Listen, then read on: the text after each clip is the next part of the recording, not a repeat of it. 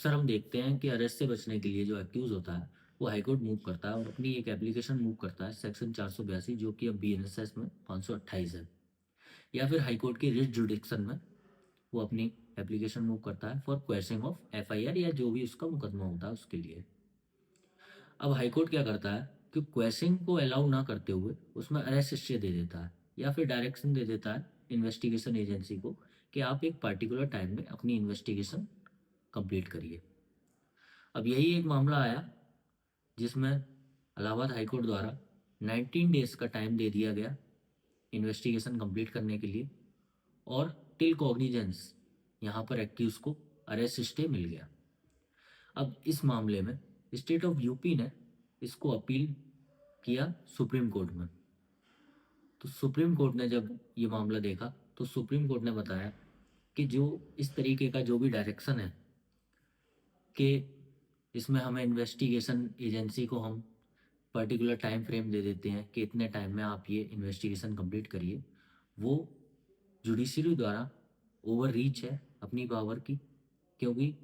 ये लेजिस्लेशन का काम है कि कितने दिन में कौन सी इन्वेस्टिगेशन कंप्लीट होनी है, वो लेजिस्लेशन डिसाइड करेगा। इसमें जुडिशियल ओवर रीच नहीं होना चाहिए। और रही बात कि अरेस्ट स्टे की, तो सुप्रीम कोर्ट ने बताया कि अरेस्ट स्टे का जो मामला है वो सुप्रीम कोर्ट द्वारा पहले भी इस मामले में साफ साफ हाई कोर्ट को डायरेक्शन दिए गए हैं। 2017 में सुप्रीम कोर्ट ने मोहम्मद जिलानी के केस में साफ साफ बताया था कि इस तरीके का कोई भी मामला होगा जिसमें अरेस्ट स्टे दिया जाएगा वो इलीगल है, क्योंकि जब एक्यूज जो आता है वो मूव करता है अपनी एप्लीकेशन 482 में फॉर क्वेसिंग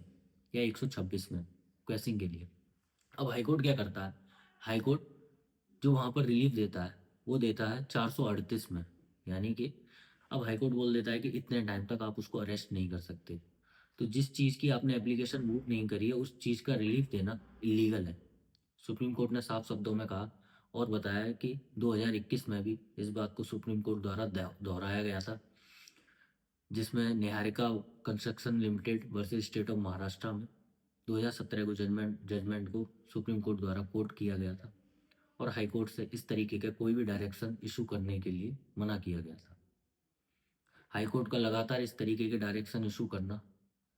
न्यायपालिका का मजाक बनाना है। सुप्रीम कोर्ट ने यही मानते हुए इस केस में एक्यूज को